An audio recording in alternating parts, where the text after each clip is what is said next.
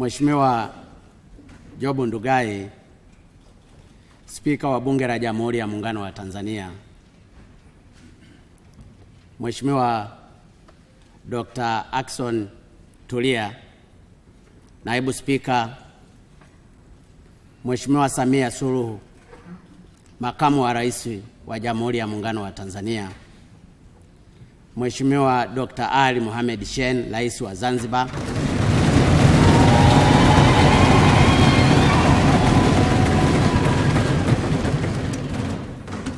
waheshimiwa marais wastaafu walioko hapa, Mheshimiwa Balozi Idi, Makamu wa Pili wa Rais wa Zanzibar, Mheshimiwa Kassim Majaliwa, Waziri Mkuu wa Jamhuri ya Muungano wa Tanzania,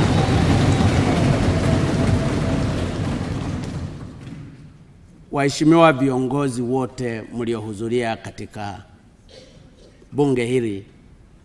Inawezekana ikawa vigumu sana kuwataja wote, lakini nataka nitamke tu kwamba itifaki imezingatiwa. Mheshimiwa Spika,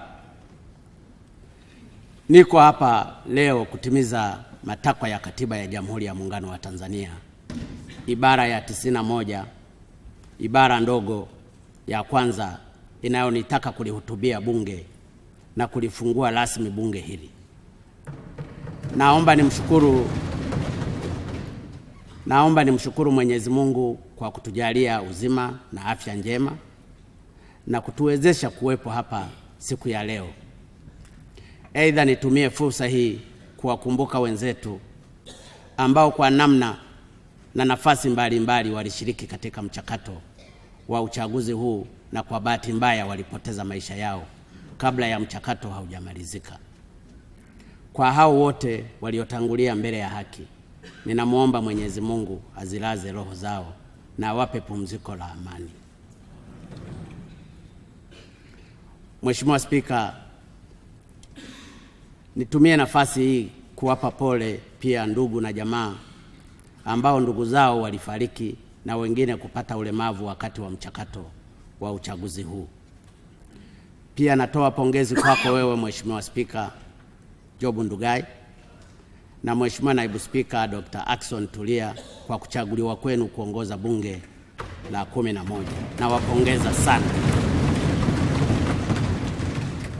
Kwa kweli Mheshimiwa Spika, nakupongeza sana na uspika wako umeanza kuonekana sasa hivi.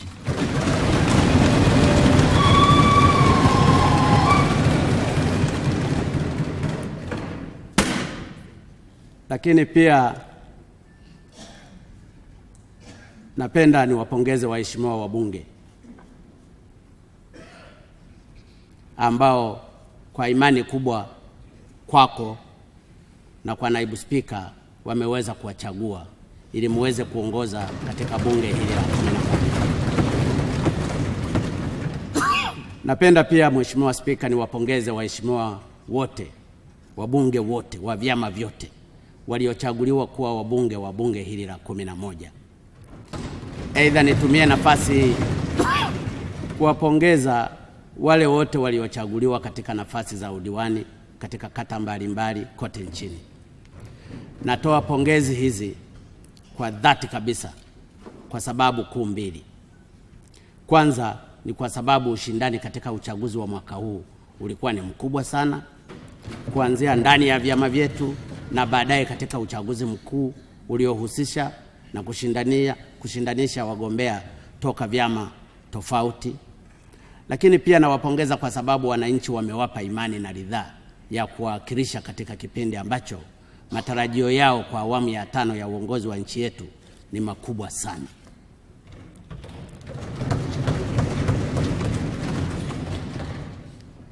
Kule kuchaguliwa kwenu waheshimiwa wabunge kunadhihirisha ni kwa namna gani wananchi wa Tanzania wa vyama vyote wanavyowaamini na kuwapenda na wana matumaini makubwa ya kwamba mtawafanyia kazi kubwa. Hongereni sana waheshimiwa.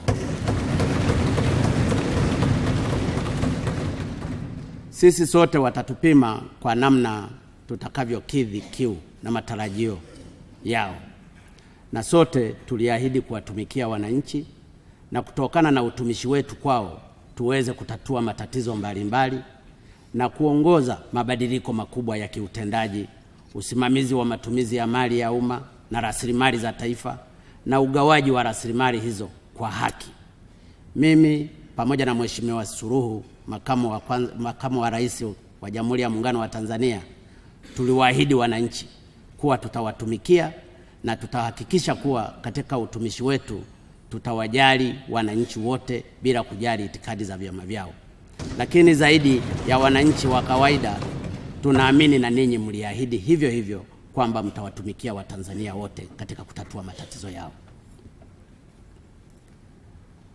Mlichoahidi, na daima tukumbuke kuwa kazi zetu na mipango yetu yote tutakayoipanga na kuisimamia italenga katika kuwanufaisha watu wote.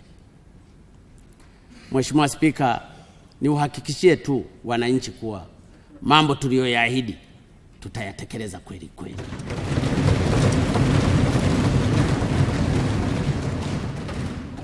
Sikusudii kurejea mambo yote niliyoyaahidi katika hotuba yangu hii ya leo, lakini nataka niwatoe wasiwasi kabisa wananchi wote kwamba tuliyoyaahidi tumeahidi, na ahadi ni deni. Nataka wananchi mtuamini kuwa sikutoa ahadi hii ili nipigiwe kura ya kuwa rais, bali niliwaahidi kwa lengo la kuwatumikia na kuwafanyia kazi, na hicho ndicho nitakachofanya. Ni imani yangu kwamba waheshimiwa wabunge pamoja na waheshimiwa madiwani pia watafanya hivyo hivyo kama ambavyo tumeahidi sisi. Napenda pia kutoa shukrani zangu za dhati kabisa kwa Watanzania wote. Tulijiandikisha kwa wingi sana kwa ajili ya kupiga kura. Tulishiriki na kufuatilia kwa karibu sana kampeni za uchaguzi na tukajitokeza kwa wingi siku ya kupiga kura. Kinyume na ilivyotabiriwa na wasiotutakia mema, hakuna siku iliyokuwa ya utulivu mkubwa na amani kama siku ya tarehe 25 Oktoba tulipokwenda kupiga kura. Hata baada ya matokeo kuanza kutangazwa, tulionyesha utulivu mkubwa, na hata pale ambapo matokeo yalipotangazwa na yakawa sivyo baadhi yetu waliotarajia, bado tuliyapokea kwa hali ya utulivu na uungwana mkubwa. Waliotarajia kuwa tutafarakana wameondoka wakiwa wamefadhaika sana, huku wakijiuliza, hivi hawa ndio Watanzania? Ni Waafrika wa namna gani?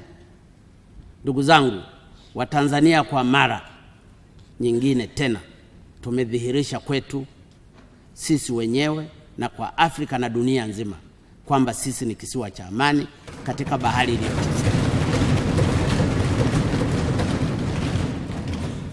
Tunayo haja ya kujipongeza na kujiwekea nadhiri kuwa tutaendelea kuidumisha hali hii na kuilinda amani ya nchi yetu. Ombi langu kwa vyama vya siasa na wanasiasa wa vyama vyote na viongozi wa dini kutimiza wajibu wetu wa kuilea amani ya nchi yetu. Mheshimiwa Spika, napenda nichukue nafasi kumpongeza Mheshimiwa Zitto ambaye yeye hakufanyia fujo bunge lako.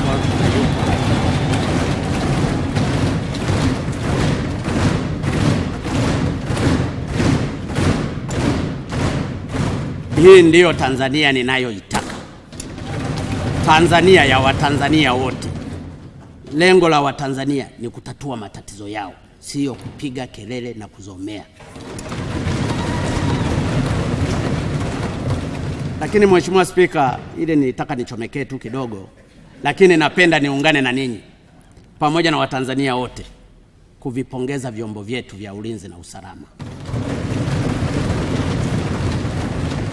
Na ninaposema vyombo vya ulinzi na usalama nikimaanisha Jeshi la Wananchi wa Tanzania, Jeshi la Polisi, magereza, uhamiaji, usalama wa taifa pamoja na mgambo ambao ni jeshi la akiba letu hapa Tanzania, kwa jinsi walivyoshiriki katika kuhakikisha nchi yetu inaendelea kuwa salama katika kipindi chote cha uchaguzi. Na wapongeza pia Tume ya Uchaguzi kwa namna walivyosimamia zoezi zima la uchaguzi toka hatua ya awali ya kujiandikisha hadi siku ya kupiga kura na kutangaza matokeo. Ninawapongeza sana. Wametimiza wajibu wao kwa weledi na umahiri mkubwa katika mazingira magumu na yenye changamoto nyingi.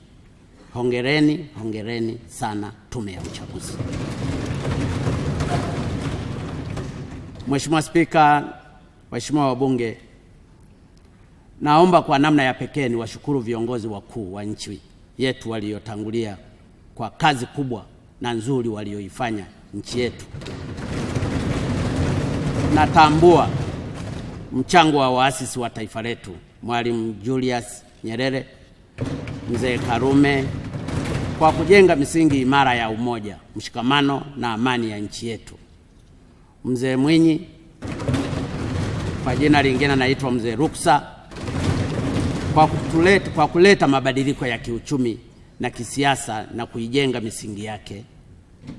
Mzee Mkapa, au lingine mzee wa ukweli na uwazi,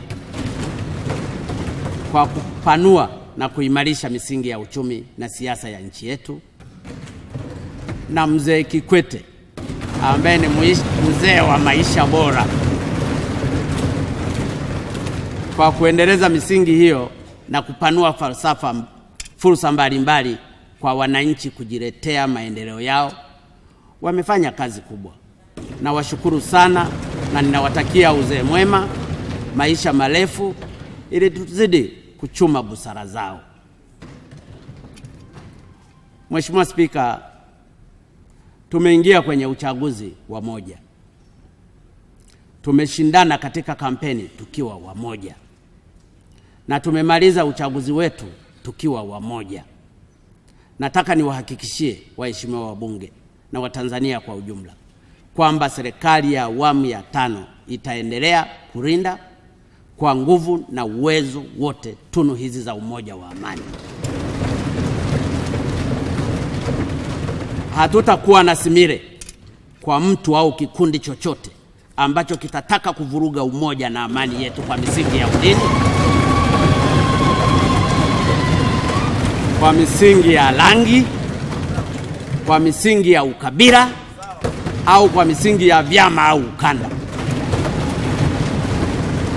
Mheshimiwa Spika, wakati wa kampeni yako maeneo yaliyojitokeza kwa kulalamikiwa sana na wananchi.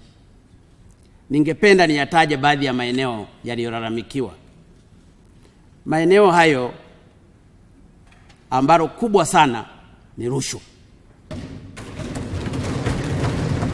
Swala la rushwa limelalamikiwa sana takribani katika maeneo yote yanayowagusa wananchi. Eneo lingine lililolalamikiwa liko ndani ya TAMISEMI.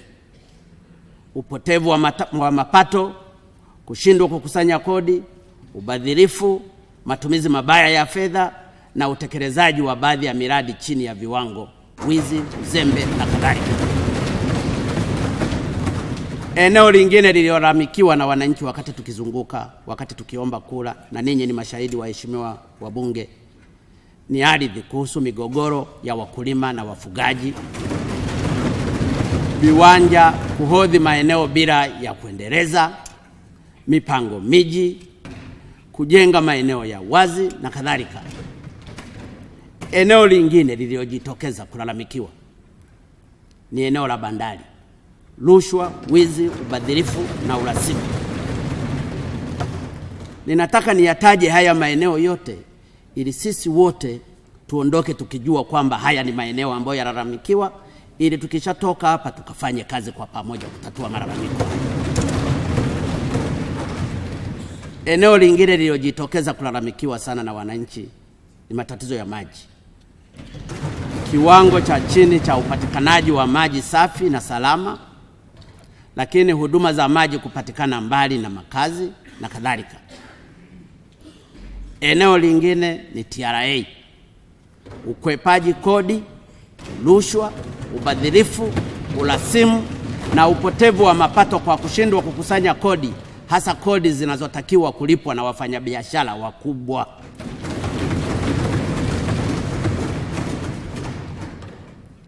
Eneo lingine ni TANESCO. Katika TANESCO pamekuwa na swala la kukatika kwa umeme mara kwa mara na uwepo umeme wa mgao. Hilo nalo limelalamikiwa na wananchi wetu. Eneo lingine ni maliasili na utalii. Pamekuwa na ujangili ambao lazima idara husika inashiriki. Haiwezekani meno ya tembo makubwa kiasi hicho yakashikiwe Ulaya, yamepita hapa bila wahusika wa idara yenyewe kuhusika kwa aina moja au nyingine.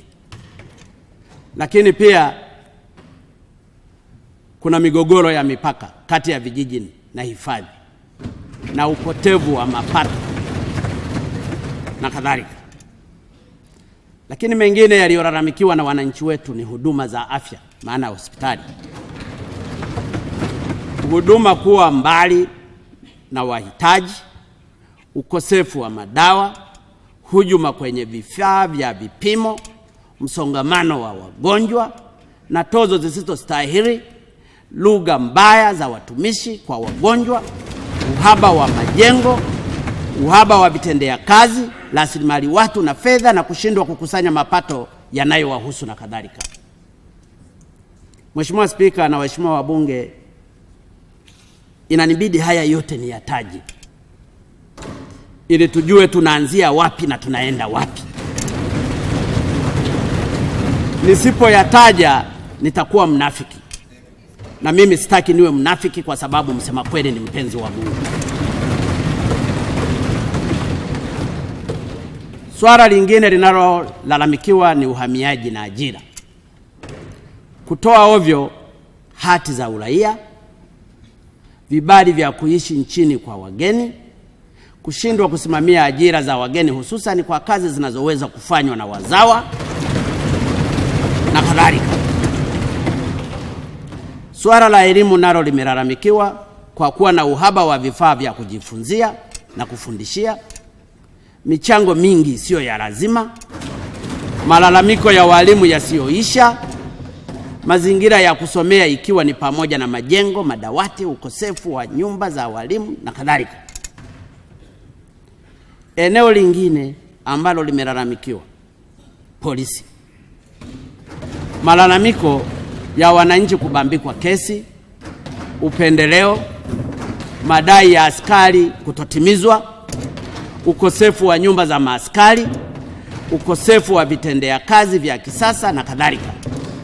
Hili pia linaendana na zimamoto kuchelewa kufika kwenye matukio, na saa nyingine wanapofika kwenye matukio wanatakiwa wafike na maji, lakini hata maji hawana na wako kwenye tukio.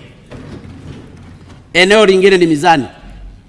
Kucheleweshwa kwa magari yanayosafiri katika mizani yetu kwa malengo ya kupata rushwa. Mahakama.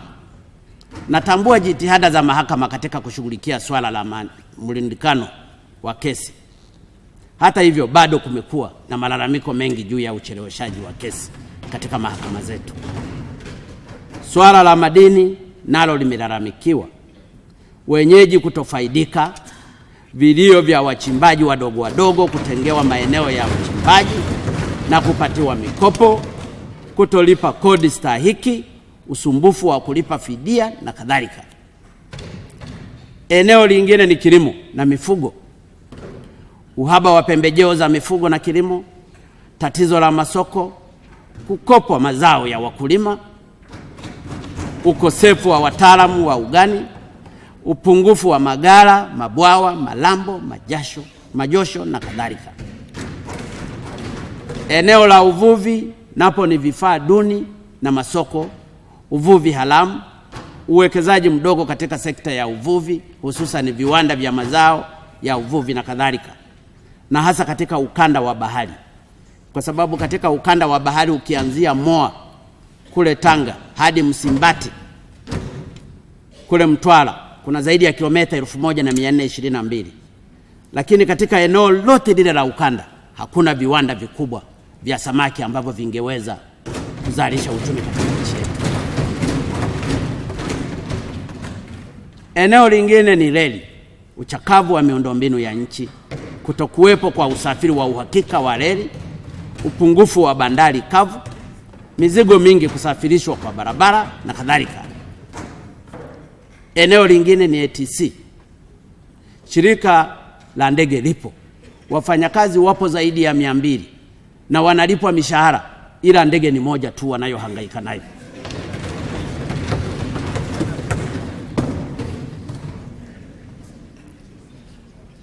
Swala lingine ni katika makundi maalum. Haki za wazee, walemavu, wanawake na watoto zimekuwa zikikiukwa. Lakini pia wafanyakazi, wasanii na wanamichezo, mzigo wa kodi kwa wafanyakazi, haki na masilahi yao na kadhalika. Kero hizi ni lazima tuzishughulikie kwa nguvu zetu zote.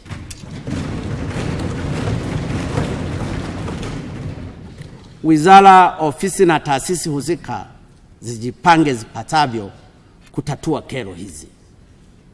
Nimezitaja baadhi ya kero hizi ili nanyi waheshimiwa wabunge mzitambue na mshikamane na kushirikiana na serikali na wadau mbalimbali katika kuhakikisha kwamba tunazitafutia majawabu ya haraka. Lakini pamoja na kero hizo, tutashughulikia pia mambo yafuatayo. Swala ambalo tutalishughulikia ni pamoja na kuimarisha muungano.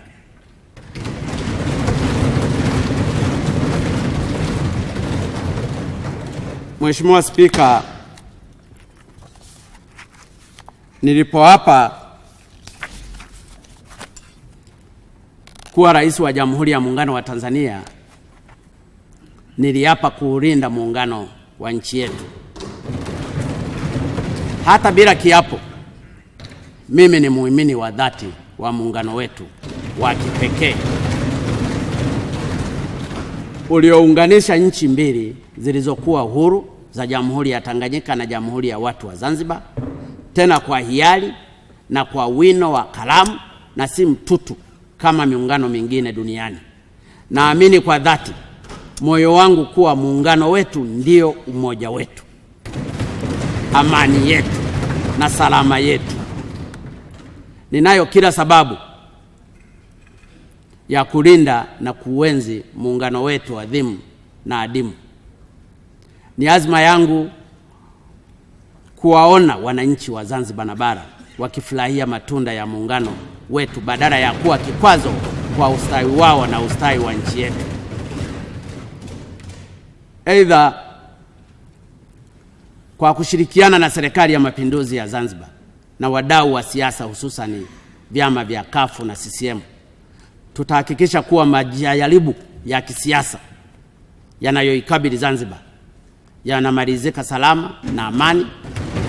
Tunamwomba Mwenyezi Mungu atujalie busara na hekima, tumalize kwa utulivu na amani, na serikali nitakayoiunda itafanya hilo lililo ndani ya uwezo wake kuendelea kuimarisha muungano wetu, na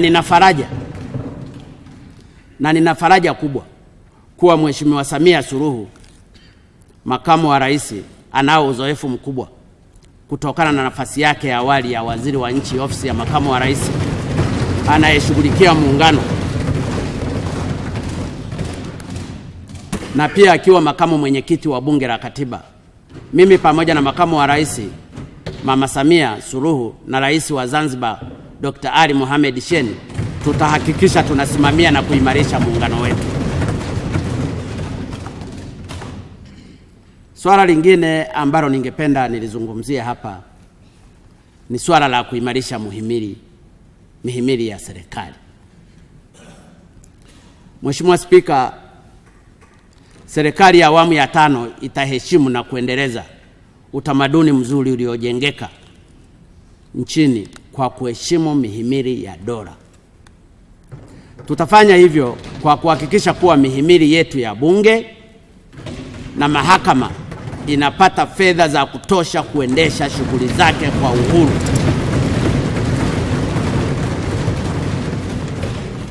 Kupitia mfuko wa Bunge na mfuko wa mahakama. Kwa upande wa Bunge, tutahakikisha fedha za mfuko wa maendeleo ya jimbo zinapatikana kwa wakati ili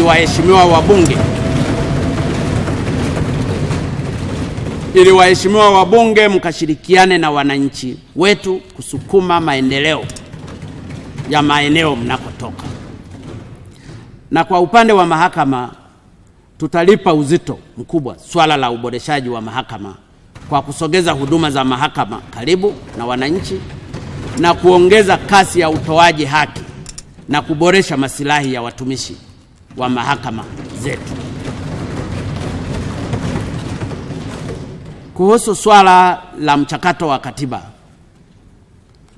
Mheshimiwa Spika, serikali yangu imepokea kiporo cha mchakato wa katiba ambao haukuweza kukamilika katika awamu iliyopita kutokana na kutokukamilika kwa wakati kwa zoezi la uandikishaji wa wapiga kura. Napenda kuhakikishia kuwa tunatambua na kuthamini kazi kubwa ya kizalendo iliyofanywa na wananchi walioshiriki hatua ya awali ya ukusanyaji wa maoni kuhusu katiba mpya. Lakini pia tunatambua kazi nzuri ya Tume ya Marekebisho ya Katiba na Bunge la Katiba liliyotupatia katiba inayopendekezwa. Tutatekeleza wajibu wetu kama ulivyoainishwa katika sheria ya marekebisho ya katiba. Napenda mtuamini hivyo. Mheshimiwa Spika, kuhusu swala la uchumi na matarajio ya wananchi, serikali ya awamu ya 3 inaingia madarakani kukiwa na misingi imara ya kiuchumi iliyojengwa katika awamu inayomaliza muda wake ya Mzee Kikwete. Uchumi wa nchi yetu umekuwa ukiimarika na kukua kwa wastani wa 7% katika kipindi hicho. Fursa mbalimbali za kiuchumi zilizopo nchini mwetu zimezidi kufunguliwa.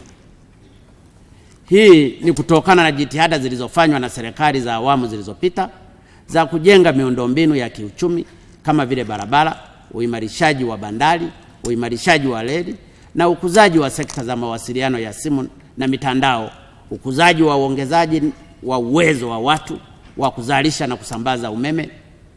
Napenda kuhakikishia kuwa tutaendeleza na kuimarisha ujenzi wa miundombinu mipya na kuimarisha iliyopo ili kuvutia na kushawishi wawekezaji wa ndani na wa nje.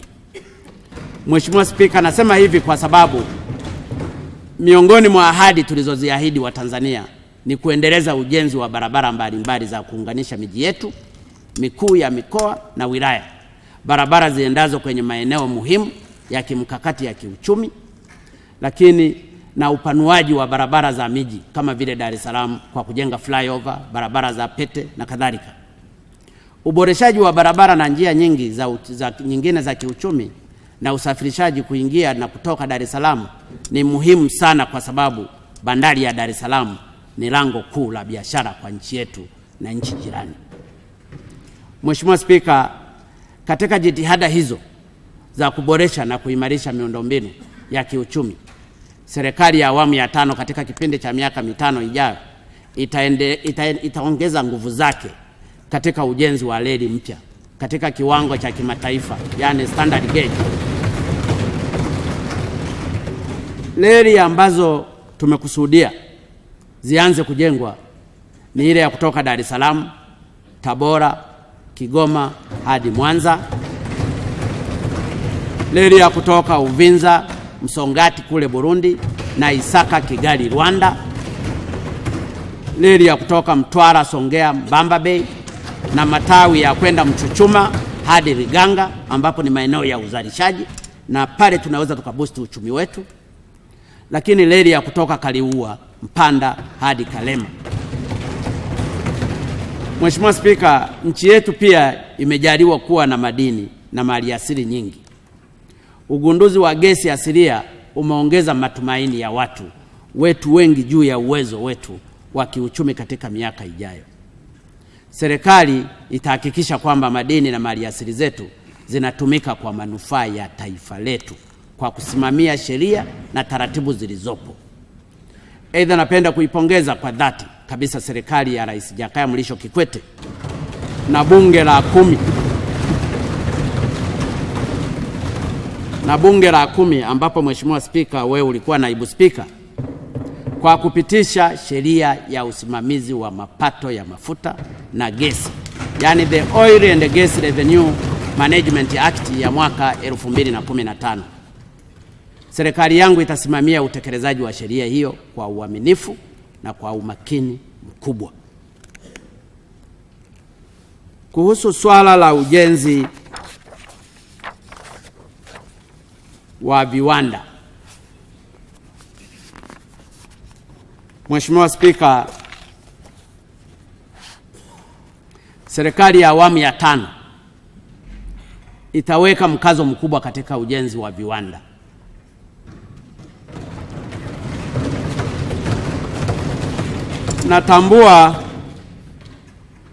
Natambua kwamba sekta binafsi ndiyo muhimili mkubwa wa kujenga uchumi wa viwanda.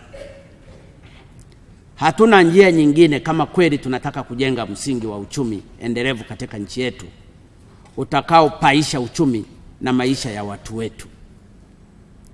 Dira ya maendeleo ya mwaka 2020 inatutaka tuwe nchi ya watu wenye kipato cha kati.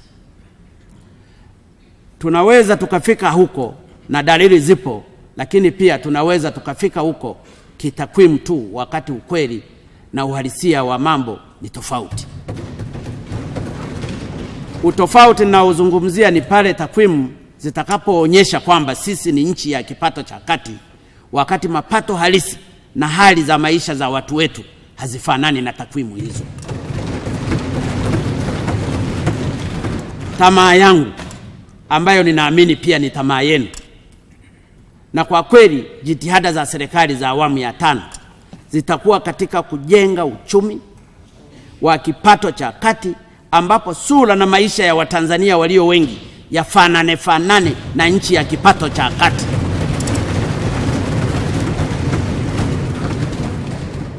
Njia moja ya kutufikisha huko ni uendelezaji wa viwanda. Ndio maana Mheshimiwa Spika, tutahakikisha swala la viwanda linasimamiwa vizuri, na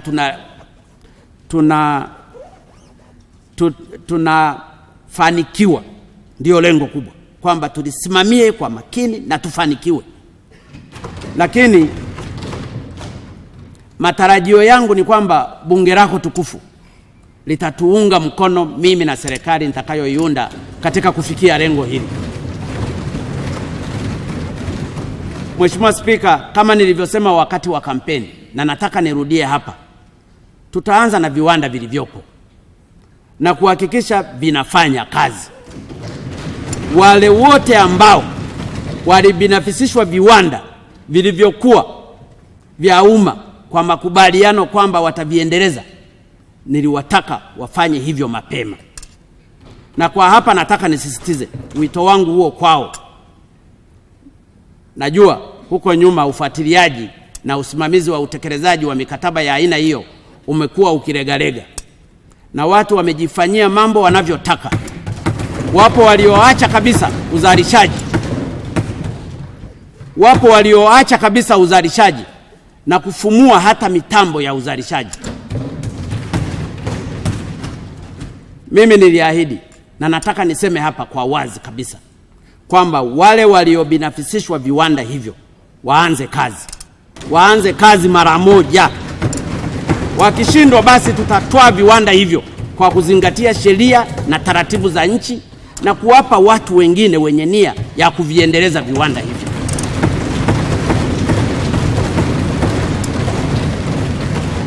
Hatuwezi kuwa na watu wanaojiita wawekezaji, tunawapa viwanda vyetu halafu wanaviatamia tu kama mayai. Mimi hilo sitalikubali na wala sitalivumilia. Nimeieleza ofisi ya msajili wa hazina kuanza kushughulikia swala hili mara moja, na naomba bunge lako tukufu, Mheshimiwa Spika, lituunge mkono katika hili ili tuweze kwenda mbele. tumewadekeza sana. Viko viwanda vingine wanafugia mbuzi mle, na walipewa kwa ajili ya msingi kwamba watakapopewa vile viwanda waweze kuviendeleza, tutengeneze ajira, vijana wetu wapate ajira na tujenge uchumi wetu kwenda mbele. Lakini kinyume chake hawakufanya hivyo. Kwa hiyo ni lazima tuchukue hatua, na hatua tutachukua haraka.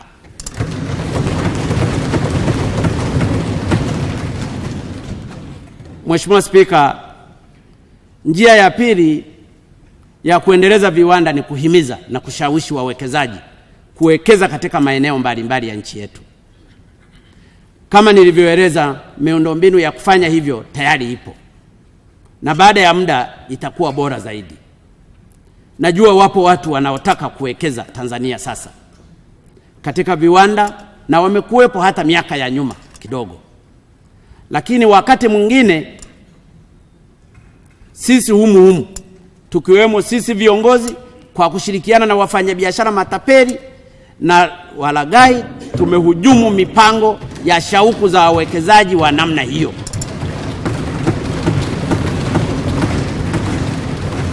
Pamoja na shauku na utayari wao wa kuwekeza Tanzania, tumewawekea vikwazo na kuwapiga vita, na hivyo kuwalazimisha kwenda kuwekeza katika nchi za jirani.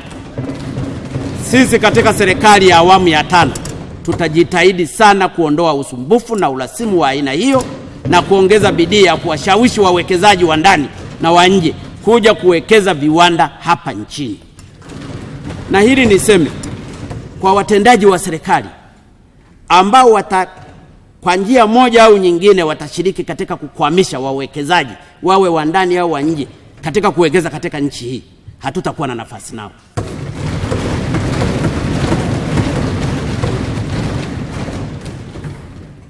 Mheshimiwa Spika, Mheshimiwa wabunge, ni lazima sasa tujue ni viwanda vya aina gani hasa ambavyo tunataka tunavyotaka kuviwekeza.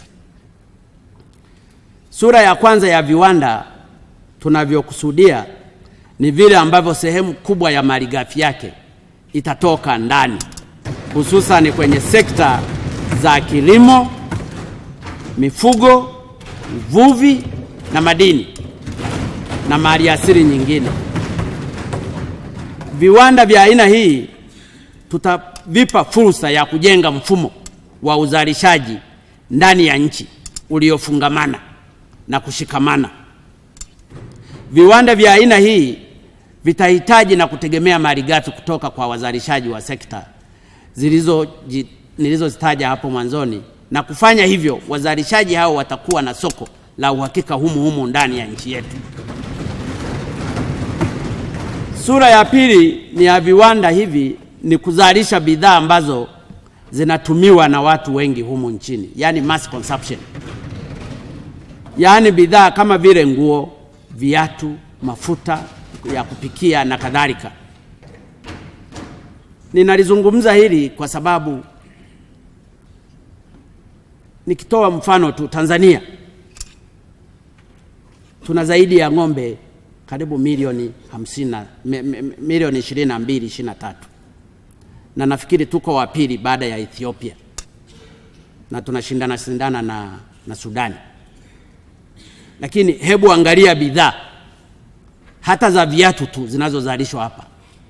Tunaagiza viatu kutoka nje kwenye nchi ambazo hazina ng'ombe.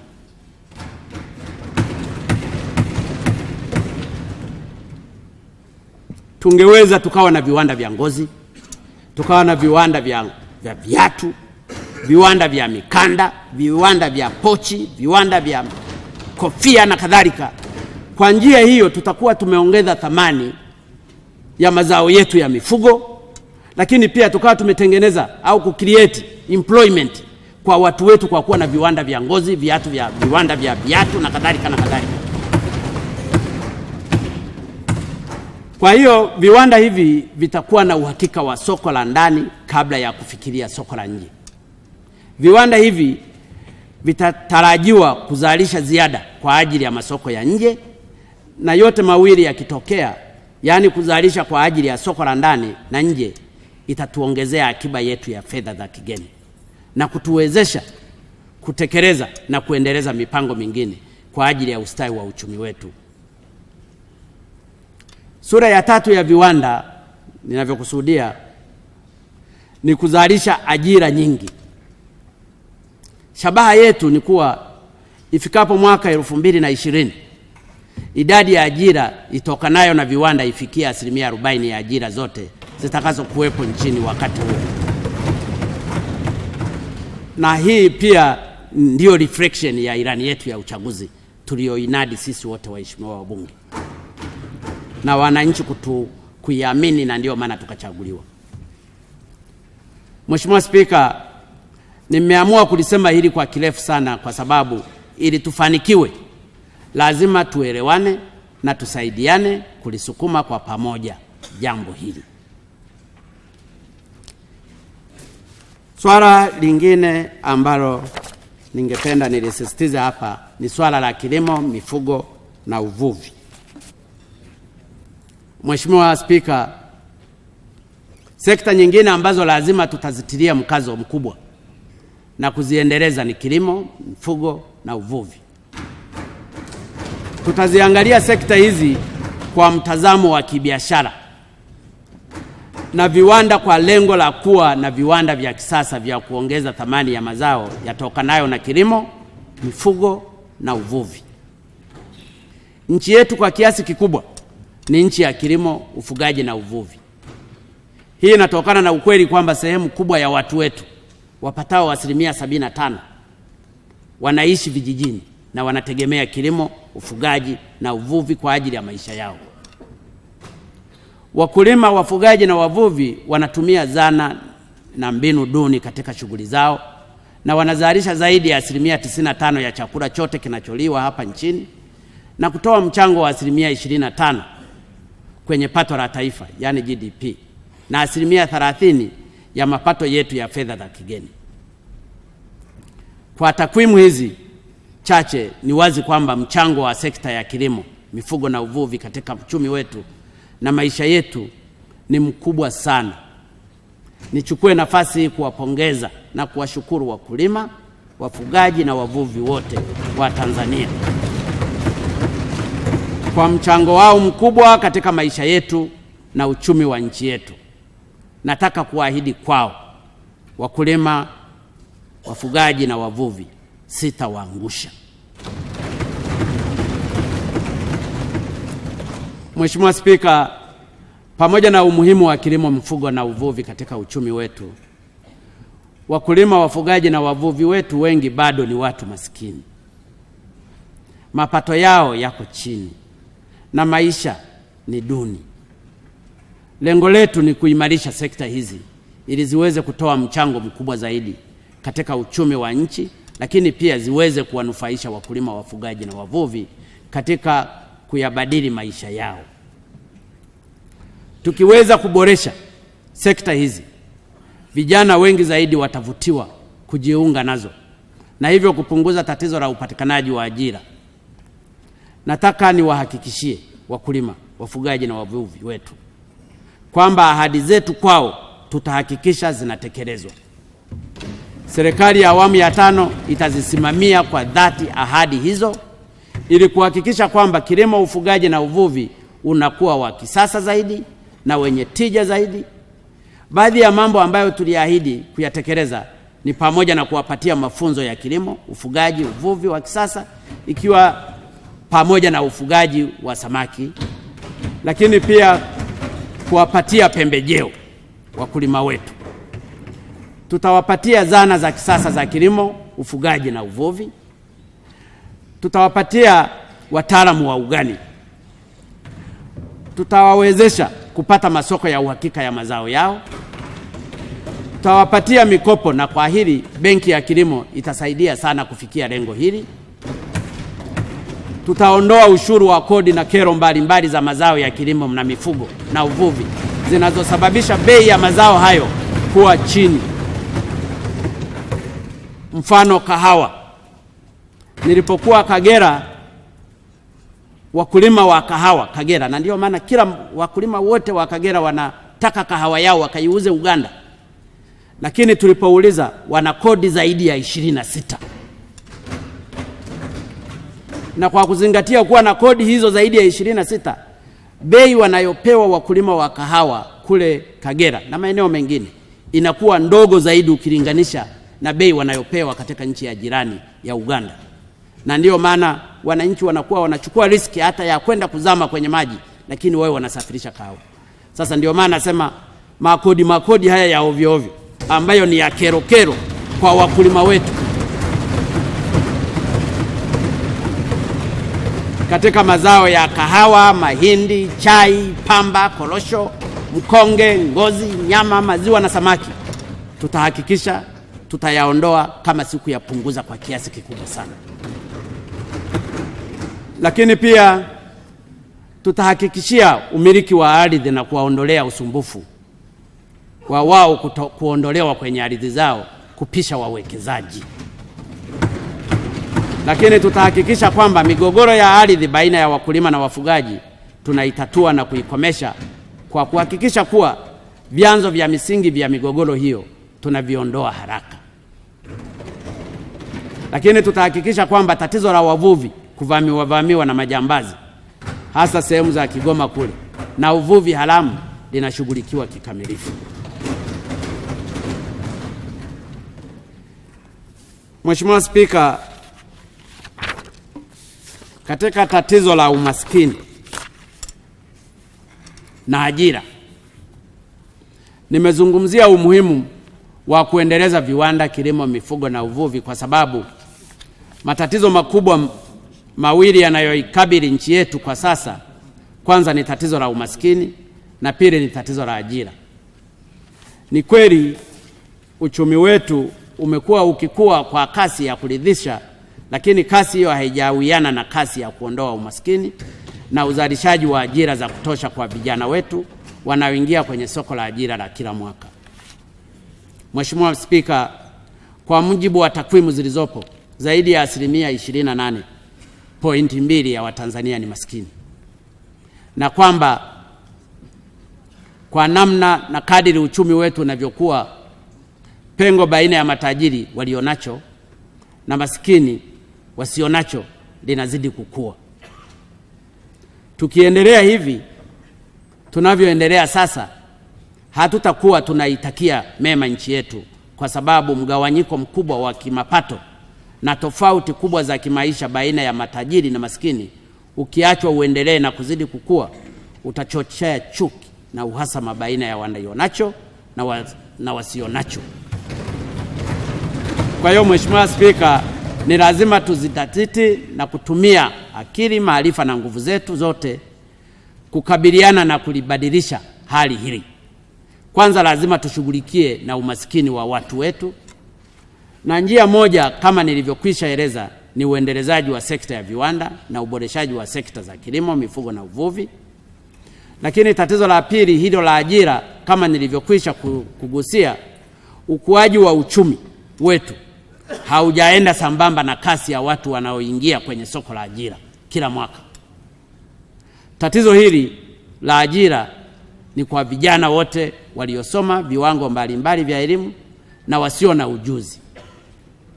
Hii ina maana kwamba sekta zinazochangia kukua kwa uchumi wa nchi yetu sizo zinazozalisha ajira kwa wingi. Ndiyo maana kuweka msisitizo kwenye sekta ya viwanda, hasa vile vinavyoajiri watu wengi, na sekta ya kilimo, uvuvi na mifugo ambavyo ndivyo mwajiri mkubwa hivi sasa.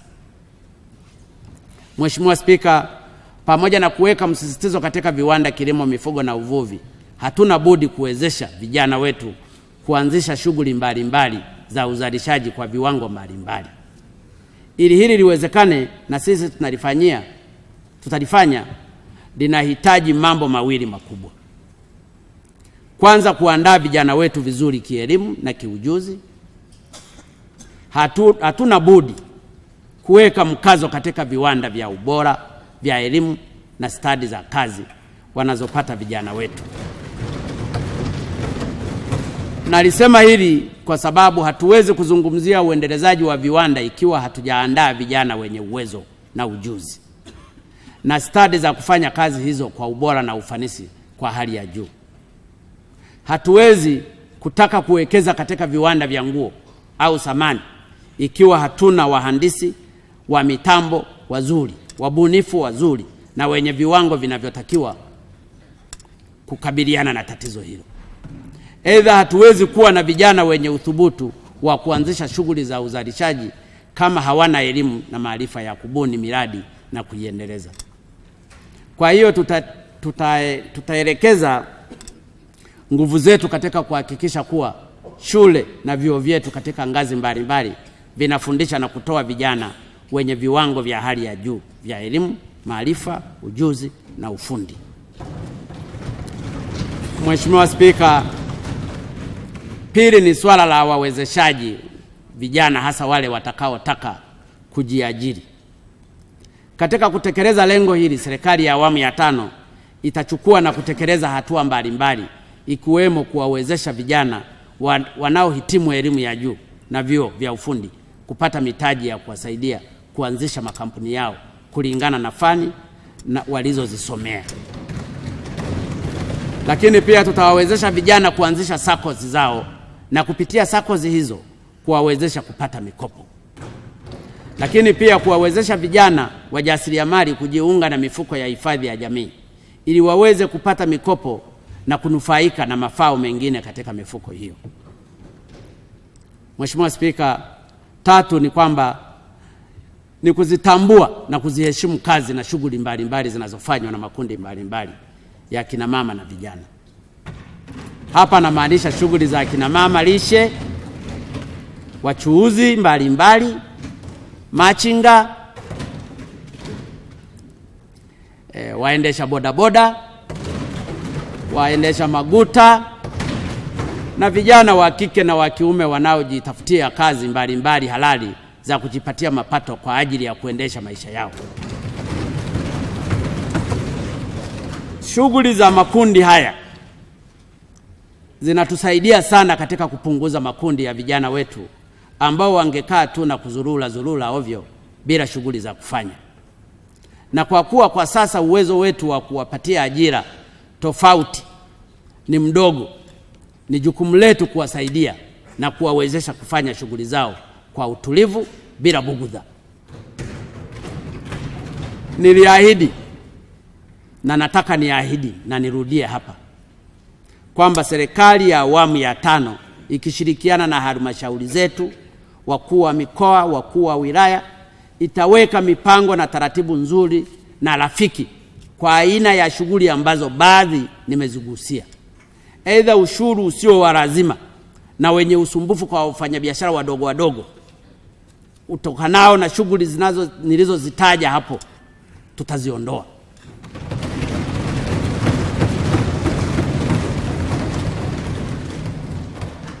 Ninaamini ikiwa tutaweza kuongeza ukusanyaji mapato na kuziba mianya ya wakwepaji wakubwa wa kodi ambao huipotezea serikali mamilioni na mabilioni ya fedha, tutakuwa hatuna sababu ya kufukuzana na akina mama ntilie na vijana mitaani katika kuwakusanyizia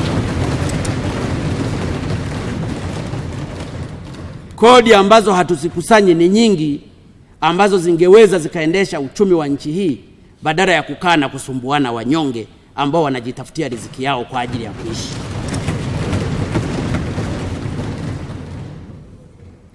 Kwa hiyo niwatake viongozi wateuliwa walio chini ya mamlaka yangu wakalisimamie hili badala ya kuwanyanyasa wananchi wa hali ya chini wanaojitafutia maisha yao.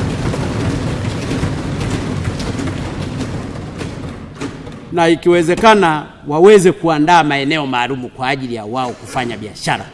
Hata Ulaya wanafanya hivyo, badala ya kila mahali mtu anapokwenda ni kufukuziwa, lakini hata wakichukua chakula wanakila wao. Kwa hiyo haya hayawezi tukayaacha yaendelee kufanyika hivyo.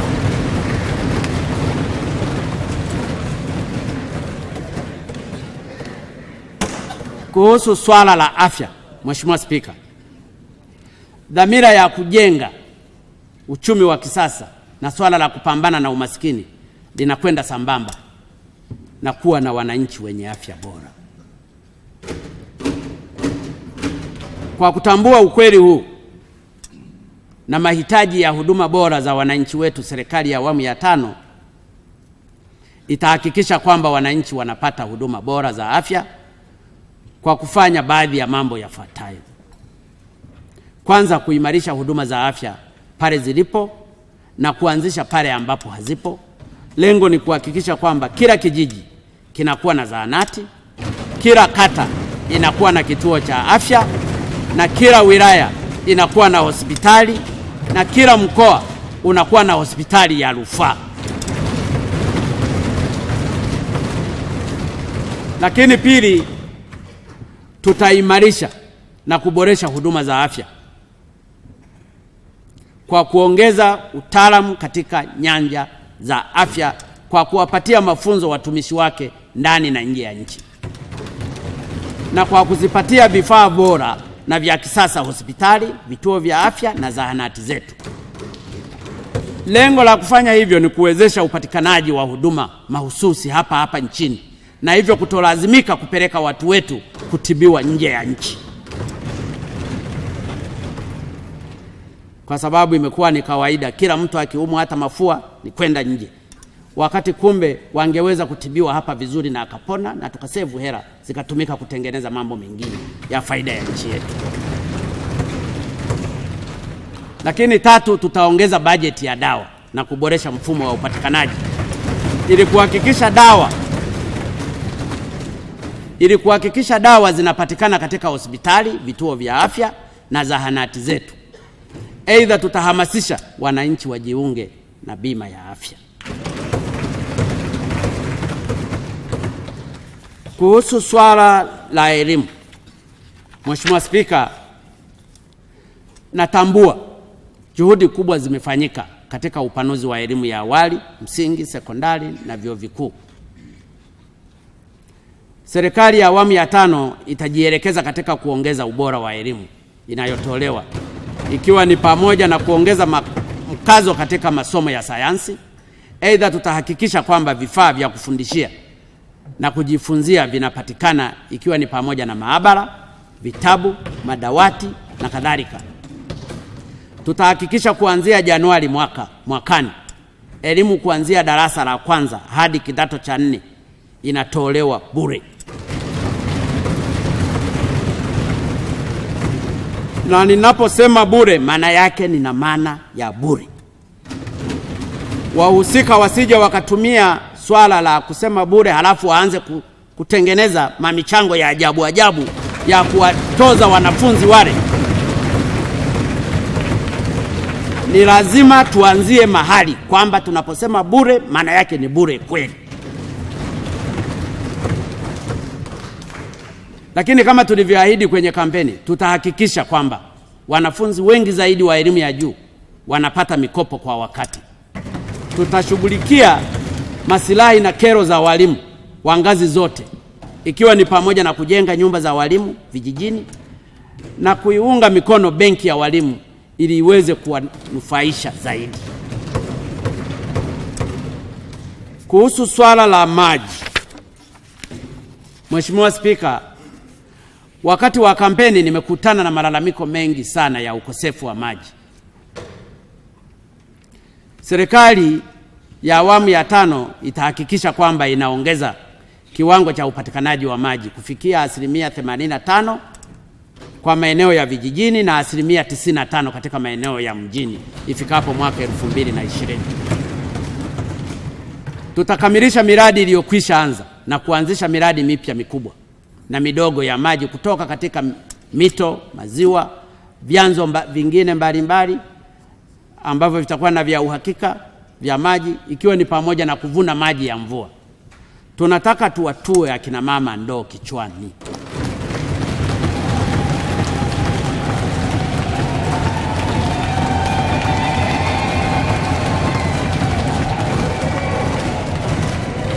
Tunatambua umasikini hauwezi kuondoka nchini kama wananchi hawapati maji safi na salama. Swala lingine, Mheshimiwa Spika, ni swala la umeme. Mheshimiwa, swala la upatikanaji wa umeme limeendelea kuwa tatizo katika nchi yetu pamoja na jitihada kubwa zilizofanywa na serikali zilizopita. Hatuwezi kuzungumzia swala la kujenga viwanda wakati umeme hautoshi. Serikali yangu itahakikisha kwamba umeme unapatikana wa kutosha na wa uhakika. Tutakamilisha miradi ya umeme iliyopo na kujenga mingine mingi mipya ili wananchi wengi zaidi wanufaike na nishati ya umeme, na viwanda vingi zaidi vidogo, vikubwa na vya kati viweze kupata umeme. Lakini na hujuma zile ndogo ndogo zinazofanywa na watendaji wa sekta ya umeme, kwa mfano wakati mvua zinaponyesha halafu watu wanalipwa hera, kwa mfano pale Mtera wanayafungulia maji usiku, halafu levo yake haifiki kwa wakati, kila siku panakuwa na maji hayatoshi. Hizi tutazisimamia kikamilifu.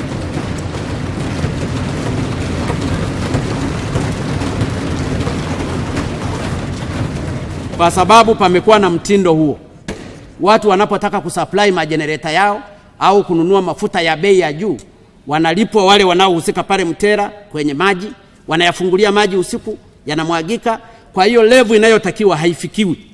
Kwa hiyo kila siku level ya maji ile inakuwa haifiki. Tutadili nao, na mimi nawaambia nitadili nao kweli kweli.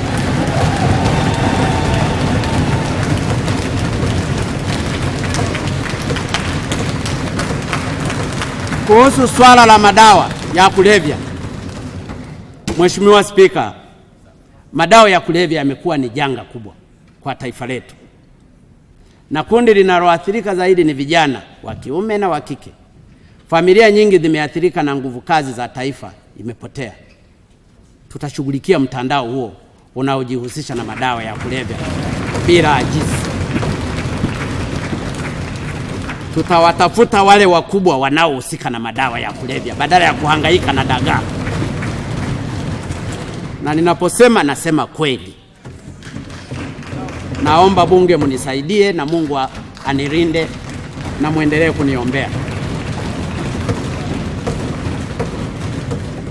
Mheshimiwa Spika, masuala mengine tunayoyawekea mkazo katika utawala wa awamu ya 5 ambayo ninaamini yatasaidia katika kujenga uchumi wetu ni pamoja na masuala ya utalii, mawasiliano, madini, ardhi, makazi, ujenzi, miundombinu, bandari, barabara, utunzaji wa mazingira, vijana, wanawake, watu wenye ulemavu, wazee, wafanyakazi, wasanii, wanamichezo, wanahabari, wafanyabiashara, wawekezaji, wajasiriamali, sekta binafsi na kadhalika.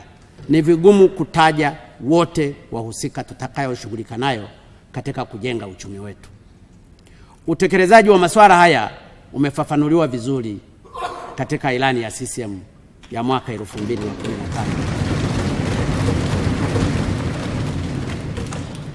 Mapambano dhidi ya rushwa na ufisadi, Mheshimiwa Spika, jambo moja nililolisemea kwa nguvu kubwa wakati wa kampeni ni mapambano dhidi ya rushwa na ufisadi.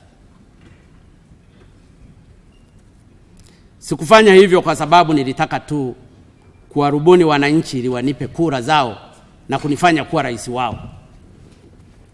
Niliongea jambo hili kwa dhati kabisa, na nilichokisema na kuahidi wananchi ndicho hasa nilichokusudia.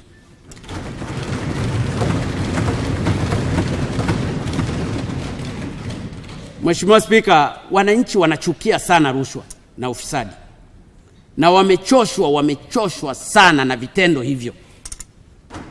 Mimi pia nachukia rushwa na ufisadi. Sifurahishwi kabisa na vitendo vya rushwa na ufisadi vinavyoendelea hapa nchini. Vitendo vya rushwa na ufisadi vinawanyima haki wananchi na kuitia hasara serikali kwa mabilioni ya fedha ambazo zingeweza kutumika kwa ajili ya kujenga miradi ya maendeleo kwa ajili ya watu wetu. Mheshimiwa Spika, chama changu cha Mapinduzi kimejengwa katika misingi ya kukataa rushwa na ufisadi. Ndiyo maana moja ya imani kuu za CCM ni ile inayosema rushwa ni adui wa haki, sitatoa rushwa wala kupokea rushwa. Ingawaje sina uhakika sana kama sasa hivi ndani ya chama chetu hawapokei na kutoa rushwa.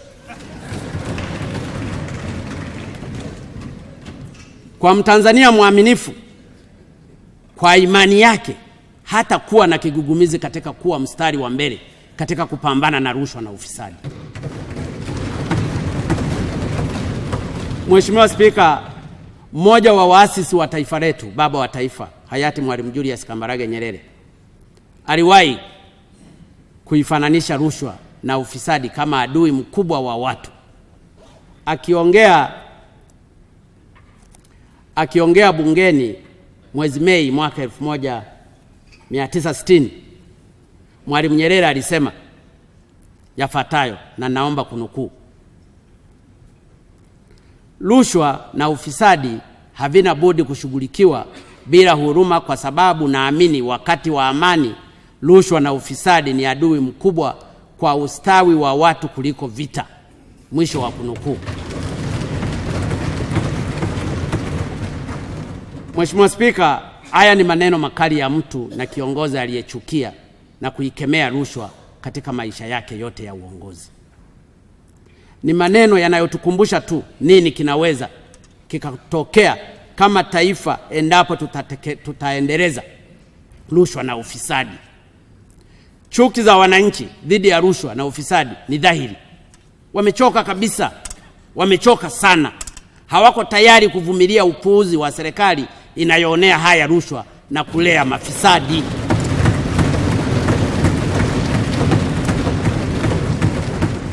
Mheshimiwa Spika, mimi nimewaahidi wananchi na nataka nirejee ahadi yangu kwao mbele ya bunge hili tukufu kwamba nitapambana na rushwa na ufisadi bila kigugumizi na bila haya yoyote. Dawa ya jipu ni kulitumbua, na mimi nimejipa kazi ya kuwa mtumbua jipu.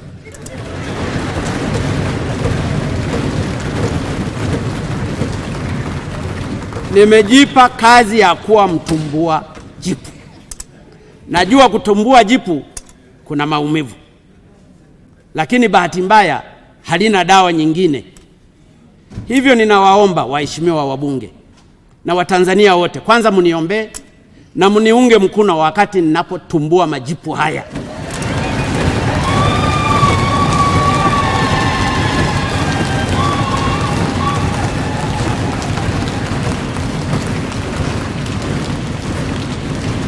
Mheshimiwa Spika,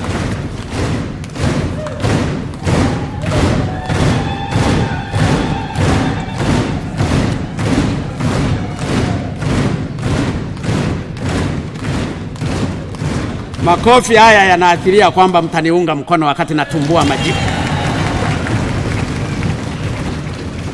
Mheshimiwa Spika, nafahamu ugumu wa vita niliyoamua kuipigana. Nasema nafahamu ugumu na changamoto zake kwa sababu wanaojihusisha na rushwa sio watu wadogo wadogo. Vitendo vya rushwa na ufisadi vyenye madhara makubwa kwa nchi na ustawi wa nchi yetu hutendwa na watu wenye dhamana kubwa za uongozi na utumishi ambazo wamezipata kutokana na ridhaa ya watu.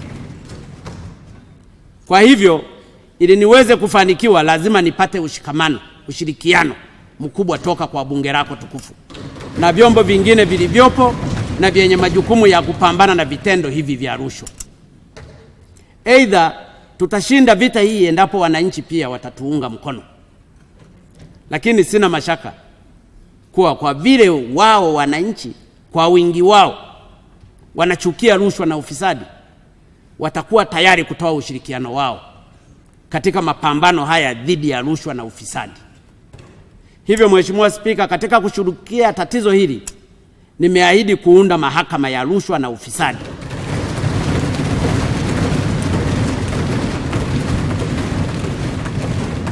Ni matumaini yangu vyombo husika katika jambo hili havitanikwamisha. Aidha, nataka niahidi mbele ya bunge lako tukufu kwamba kiongozi yoyote wa kuteuliwa ambaye mimi nitakuwa nimemteua kwa mamlaka nilionayo kikatiba,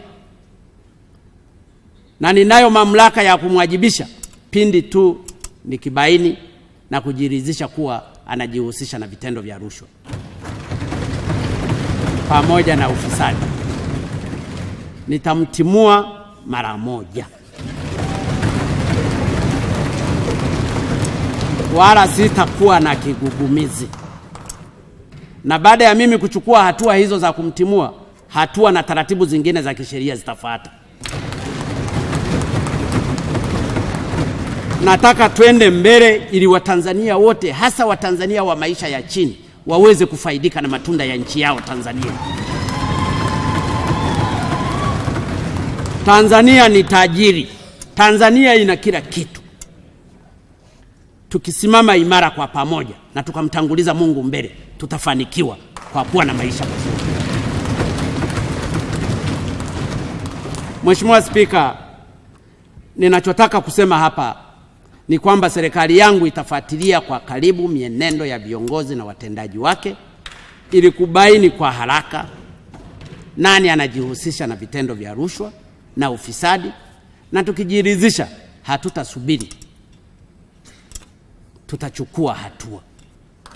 Na imani yangu wengine pia katika ngazi mbalimbali mtafanya hivyo hivyo, kwa sababu bila kufanya hivyo rushwa na ufisadi vitazoeleka na kuwa wimbo unaoburudisha badala ya kuwa wimbo unaoudhi na kukera.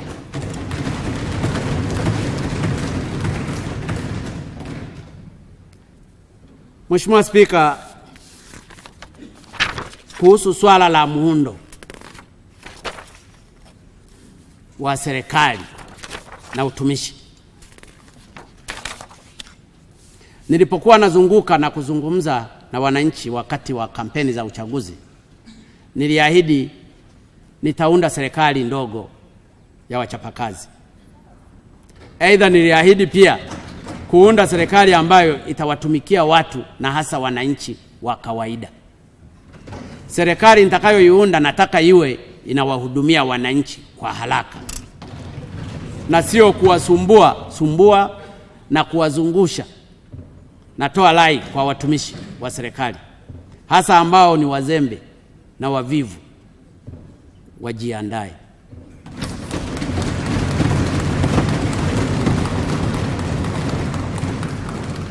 Tumewavumilia kwa muda mrefu, nafikiri wakati wa kuvumiliana sasa umekwisha. Wametuchezea vya kutosha, wakati wa kutuchezea sasa umekwisha. Wametuchakachua vya kutosha, wakati wa kutuchakachua sasa umekwisha.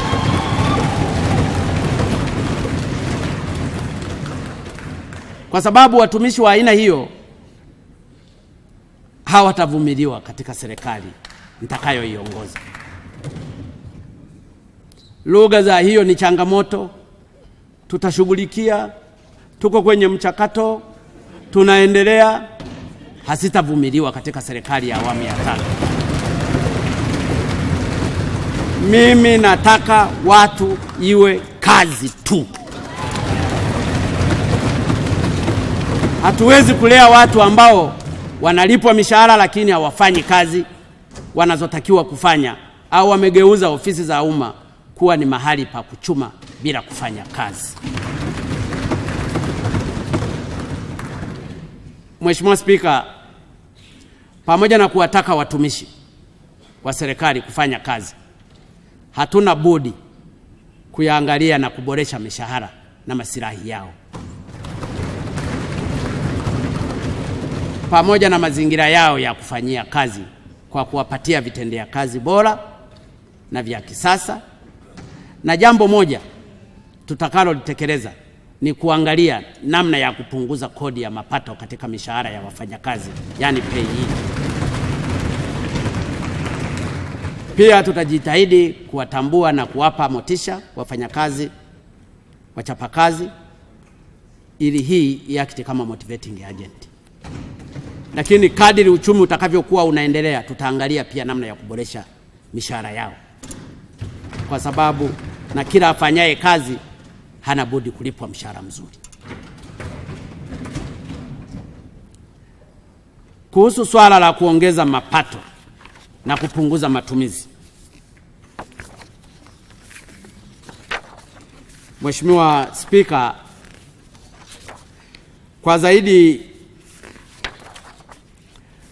Mheshimiwa Spika, kwa zaidi ya miaka mitatu sasa ukusanyaji wa mapato umekuwa chini ya makadirio kwa sababu mbalimbali. Serikali ya awamu ya 5 itaongeza nguvu katika upanuzi wa wigo wa kodi na kuongeza ufanisi katika ukusanyaji wa mapato. Tutahakikisha kwamba kila mtu anayestahili kulipa kodi analipa kodi stahili. Hatutasita kumchukulia hatua mtu yoyote atakayekwepa kulipa kodi. Tunawaomba wananchi muhakikishe mnapewa risiti kila mnaponunua bidhaa au huduma. Kodi ni kitu muhimu na kimetajwa hata katika vitabu. Kwa hiyo ni lazima tulipe kodi. Na ndio maana nasisitiza mtu unaponunua bidhaa yoyote lazima upewe risiti. Lakini pia tutahakikisha kwamba kila senti inayoongezeka katika mapato ya serikali inaelekezwa katika kutoa huduma bora zaidi kwa wananchi. Tutajitahidi kuziba mianya ya upotevu wa fedha za serikali ambayo inaipunguzia serikali uwezo wake wa kuwahudumia wananchi.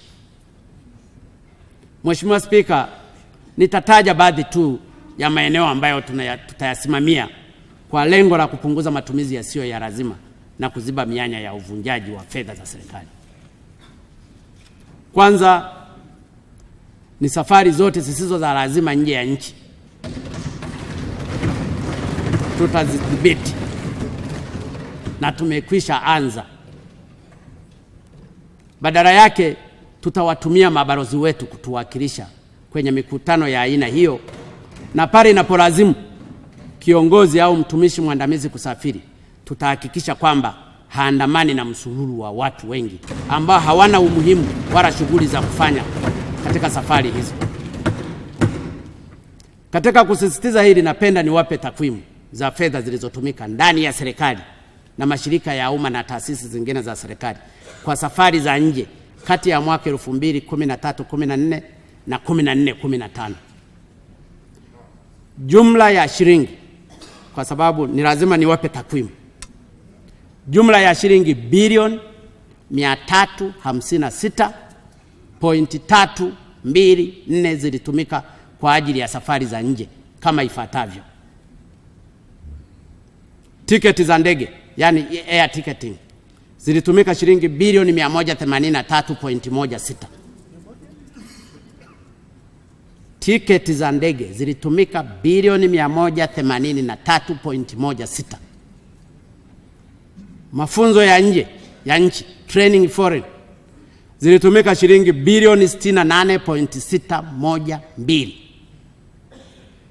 Posho za kujikimu, per diem foreign, zilitumika shilingi bilioni 104.552. Wizara na taasisi zilizoongoza kwa matumizi ya safari za nje ni pamoja na Bunge, Wizara ya Mambo ya Nje na Ushirikiano wa Kimataifa, Wizara ya Fedha, Ofisi ya Waziri Mkuu, Ofisi ya Taifa Ukaguzi wa Hesabu za Serikali NAOT, Wizara ya Mambo ya Ndani na kadhalika. Hizi fedha zingeweza kutumika vizuri kuboresha huduma za wananchi wa maisha ya nchi kama afya, maji, elimu na kadhalika. Fedha nilizozitaja hapa, kwa mfano, fedha hizi zingetosha kutengeneza barabara ya kilomita 400 ya lami. Kwa hiyo Mheshimiwa Serukamba na barabara yake ya Kigoma ile ambayo ina kilomita 200 tu zimebaki, ingekuwa ni lami, na ukaenda mpaka Uvinza ingekuwa ni lami, tungekuwa tunaelekea Mpanda. Lakini zimetumika kwa safari za nje. Lakini tuziulize, zingeweza kutengeneza zahanati ngapi? Zingeweza kutengeneza nyumba za walimu ngapi? Zingeweza kutengeneza madawati mangapi? Zingeweza kununua madawa hospitalini tani ngapi na kadhalika. Hivyo tunapodhibiti safari za nje, tunawaomba waheshimiwa wabunge kwa heshima kubwa sana na Watanzania wote, mtuelewe na mtuunge mkono.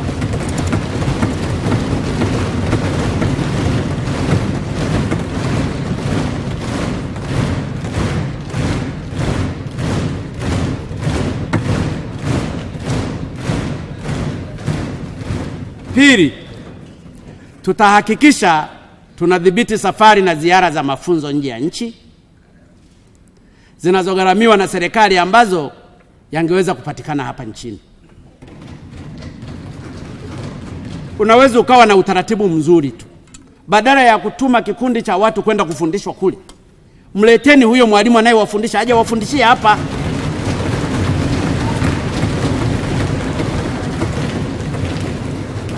Mumulipe mtu mmoja badala ya kulipa grupu la watu kwenda kufundishiwa huko.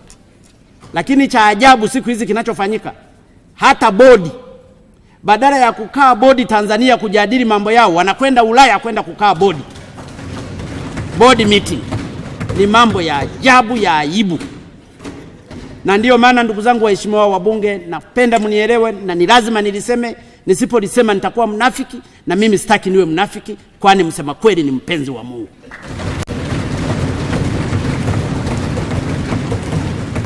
Sisi wote hapa tuliopo hapa tumewaahidi Watanzania wa maisha ya chini kule tulikotoka tuwatekelezee yale wanayoyahitaji. Ninyi wote waheshimiwa wabunge ni mashahidi. Mmeona shida za wananchi wetu huko vijijini. Wana shida kweli kweli. Na sisi wote hapa tumeahidi kwamba tutatatua shida zao. Hatuwezi tukazitatua shida hizo kwa mtindo huu wa kusafiri na kuwa na matumizi ya ovyo ovyo ndani ya serikali, taasisi na vitu vingine.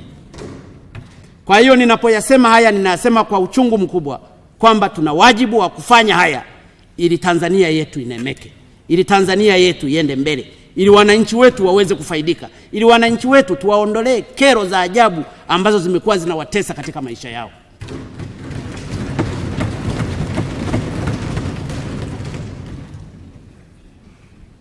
Wapo watu yani kwao kusafiri nje, ameshasafiri zaidi nje kuliko hata kwenda kumsalimu mama yake na baba yake.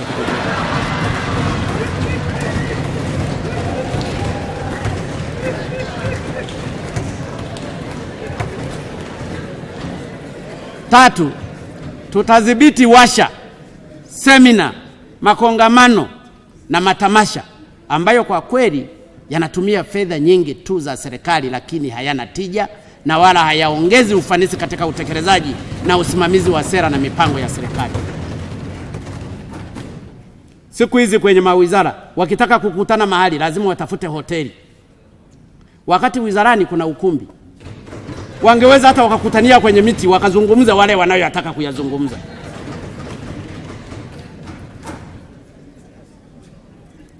Lakini pia tutasimamia kwa ukamilifu sheria za manunuzi ya umma ili kuhakikisha kwamba mianya yote ya fedha za umma inayotokana na usimamizi haribu tunaiziba.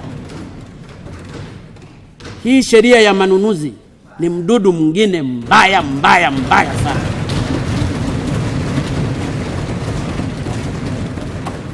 Unaweza ukakuta nyumba ambayo ingeweza ikajengwa kwa milioni 30, kwa sheria ya manunuzi itajengwa kwa milioni 200. Maafisa wetu masurufu wanaokaa kwenye mawizara, unaweza ukakuta karamu ya biki inayonunuliwa shilingi 1000 imenunuliwa kwa shilingi 10,000. Sheria hii imekuwa ni mbaya kwa matumizi ndani ya serikali, lakini katika maeneo mbalimbali. Nina uhakika waheshimiwa wabunge, pakiletwa mswada wa kubadilisha hii sheria, nina uhakika hamtachelewa kuupitisha.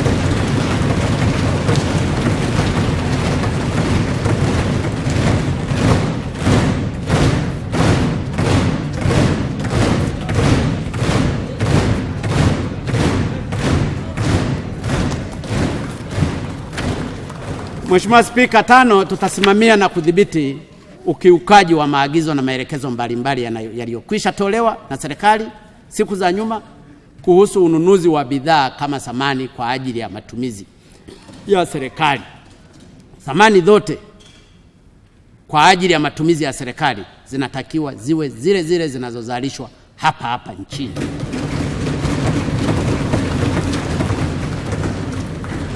Serikali ya awamu ya 5 itasimamia kwa karibu na kudhibiti ununuzi wa magari ya gharama kwa ajili ya viongozi na watumishi waandamizi wa serikali,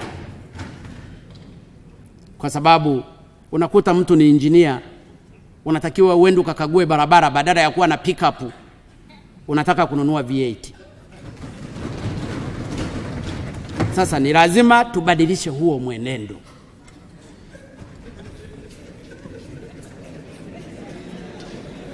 Saba,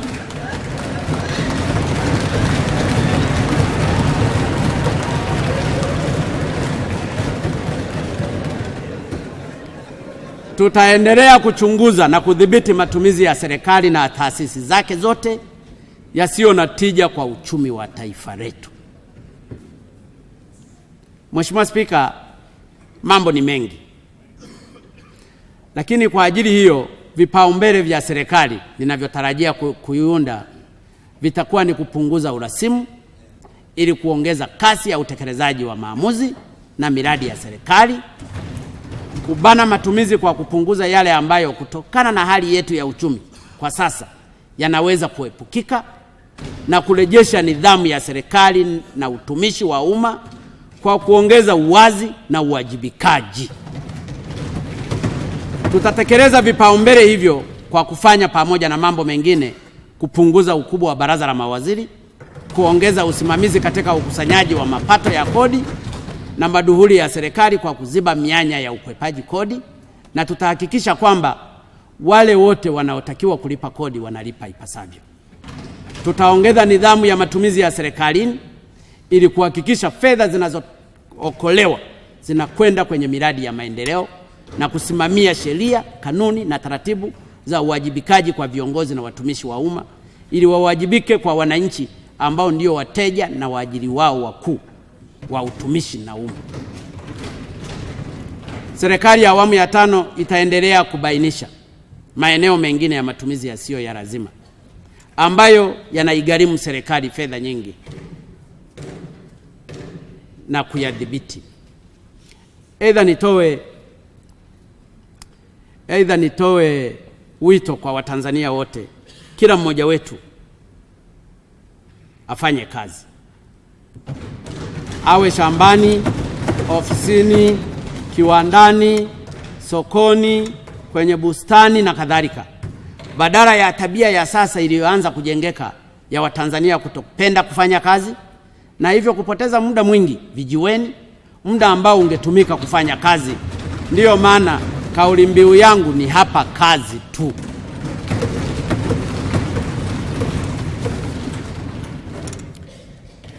Mheshimiwa Spika, kuhusu masuala ya mambo ya nje na ushirikiano wa kimataifa, nchi yetu imepata mafanikio makubwa katika nyanja za diplomasia na ushirikiano wa kimataifa katika awamu zilizotangulia za uongozi. Serikali yangu itaendeleza sifa hiyo kwa kujenga juu msingi imara uliowekwa na awamu zilizotangulia na awamu 4 hasa awamu ya 4 chini ya Mheshimiwa Dr. Jakaya Mrisho Kikwete. Tutaendelea kuwa waumini na tutaendeleza sera ya ujirani mwema na nchi zinazotuzunguka kwa lengo la ustawi wa watu wetu na masilahi mapana ya nchi yetu. Tutaendelea kuwa waaminifu wa utangamano wa Jumuiya ya Afrika Mashariki na daima tutatekeleza wajibu wetu kwa mujibu wa mkataba na uanzishwaji wa Jumuiya ya Afrika Mashariki, itifaki zake na maamuzi ya vikao vya nchi wanachama. Tutayaendelea kuyatekeleza matakwa na mkataba huu kwa kujenga utengamano wetu hatua kwa hatua. Mheshimiwa Spika, Tanzania itaendelea kuwa mwanachama mwaminifu wa Jumuiya ya Maendeleo ya Kusini mwa Afrika SADC na kuendelea kushirikiana kwa karibu na nchi wanachama ambao tuna mahusiano na wa kihistoria na wa kindugu. Lakini pia tutaendelea kuamini katika umoja wa Afrika na azma ya ndoto ya waasisi wetu ya kuunganisha bara la Afrika. Tutaendelea pia kushiriki kikamilifu katika Jumuiya ya Nchi za Maziwa Makuu ICGLR na kushirikiana na nchi wenzetu wanachama kutafuta majawabu ya kudumu ya amani, usalama na maendeleo katika eneo la Maziwa Makuu. Tutaendeleza na kustawisha mahusiano na marafiki zetu wote Magharibi, Mashariki ya Kati kwa lengo la kushirikiana na maslahi ya nchi yetu kwa watu wetu.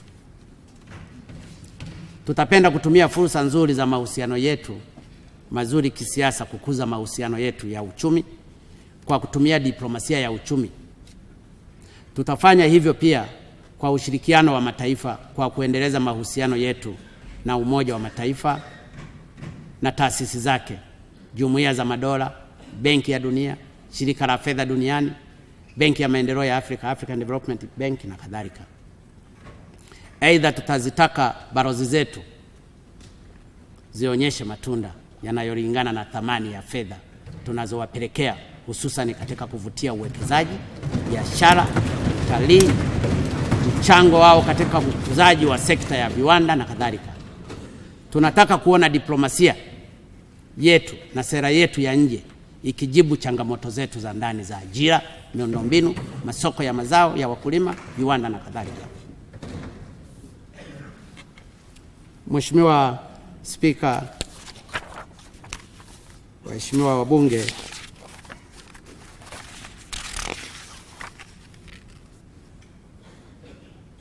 naomba basi kabla ya kuhitimisha nitoe wito kwa waheshimiwa wabunge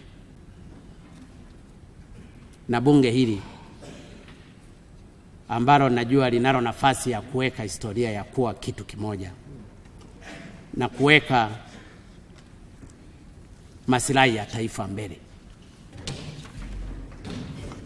Kama kuna kitu ambacho wananchi wanachukia ni lugha za vijembe, mipasho, ushabiki wa vyama bungeni. Kwanza tukumbuke wote, bila kujali itikadi za vyama vyetu, sisi ni kitu kimoja.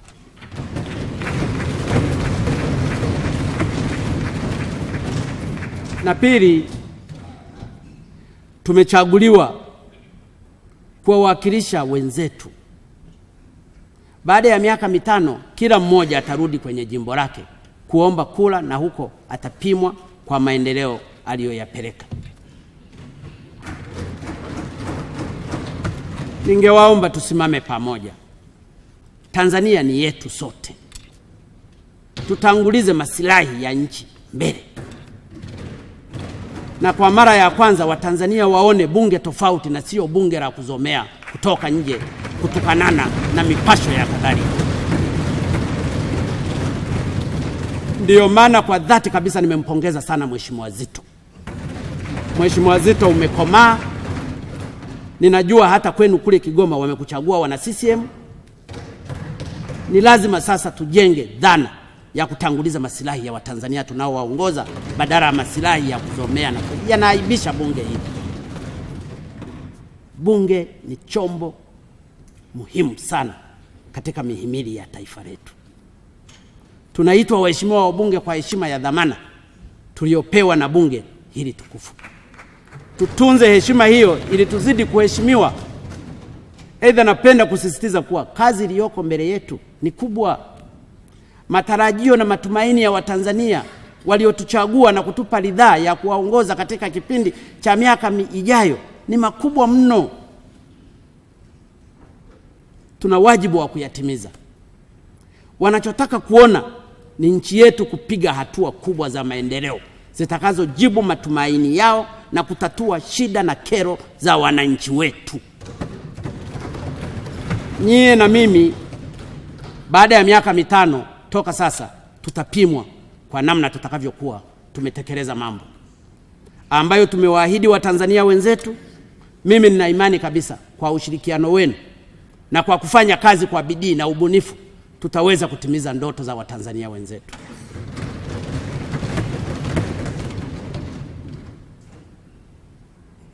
Mheshimiwa Spika, niliona hili nilizungumze kwa sababu na mimi nimewahi kuwa mbunge katika kipindi cha miaka yangu 20 katika bunge hili. Niwaombe sana Watanzania wote, niwaombe sana wabunge wote, kikubwa ambacho kiko mbele yetu sisi Watanzania ni kutimiza haja za wananchi wetu kwa kuwafanyia kazi. Wanahitaji kuona maji yanapatikana, wanahitaji kuona barabara zinajengwa, wanahitaji kuona hospitali zipo, wanahitaji kuona mashule yapo, wanahitaji kuona kila kitu ambacho wanakihitaji kwa maisha yao. Sasa tukiutumia muda wetu wa bunge wakati tuna wajibu wa kuiongoza serikali itimize wajibu wake, tukafanya mambo kama ambayo yamejitokeza leo ya aibu, haya tatusaidia kuwasaidia Watanzania waliotutuma.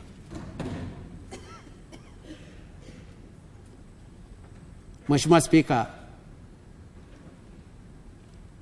nimejitahidi kuzungumza kwa uchache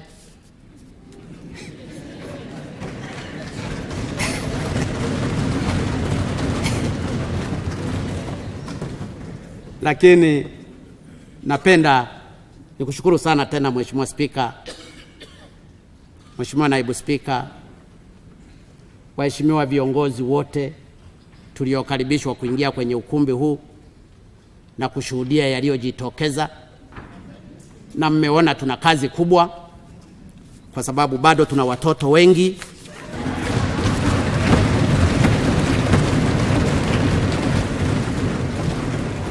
Muendelee kuwavumilia na kuwafundisha, na Watanzania wameona.